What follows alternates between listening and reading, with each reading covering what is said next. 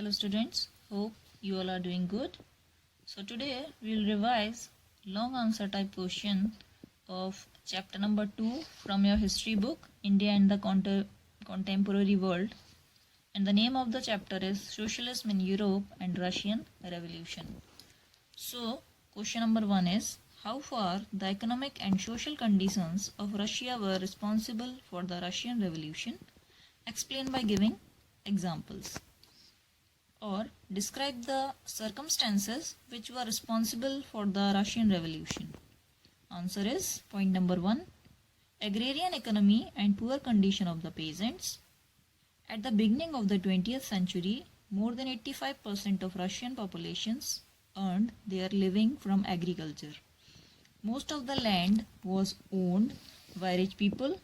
Most of the peasants worked from dawn to dusk with very low wages or share. Most of the peasants were against the rich and the nobles. Point number 2 is poor condition of workers. Most of the industry was controlled by the private individuals. In case units and small workshops, the working day was sometimes 15 hours. Most of the workers were working and living in poor conditions. Most of the workers were ill-paid. Third point is unemployment. Unemployment rate was very high. The rich industrialists were exploiting the workers. Point number 4, high prices. Prices of essential goods rose so quickly that real wages declined by 20%. Conditions of women. Most of the women were working in small factories. Women made up about 31% of factory laborer force. They were paid less wages and were forced to work for long hours. When they launched an agitation, they were fired at by the police. So question number 2 is, explain the collectivization policy of Stalin, or what were the major changes introduced in agriculture by Stalin? Explain. So answer is, the collectivization policy was introduced by Stalin, who came to power after the death of Lenin. The main reason was the shortage of grain supplies. It was argued that grain shortage was partly due to the small size of the holding.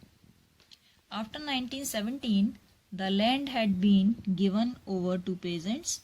These small-sized peasant farms could not be modernized. To develop modern farms and run them along industrial lines with machinery, it was necessary to eliminate kulaks, take away land from peasants, and establish state-controlled large farms. From 1929, the government forced all peasants to cultivate in collective farms, kolkhos. The bulk of land and implements were transferred to the ownership of collective farms. Peasants worked on the land and the kolkhoz profit was shared. Enraged peasants resisted the authorities and destroyed their livestock. Between 1929 and 1931, the number of cattle fell by 1/3. Those who resisted collectivization were severely punished. Many were deported and exiled.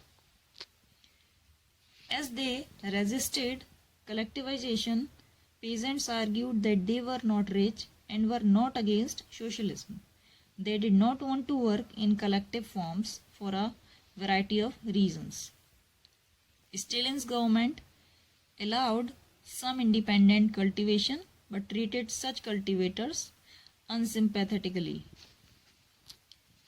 In spite of collectivization, production did not increase immediately.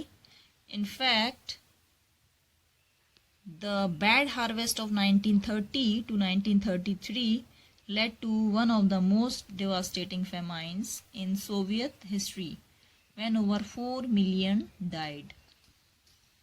Question number 3 is, explain the impact of the Russian Revolution on Russia and the world, or what were the impacts of the Russian Revolution on Russia?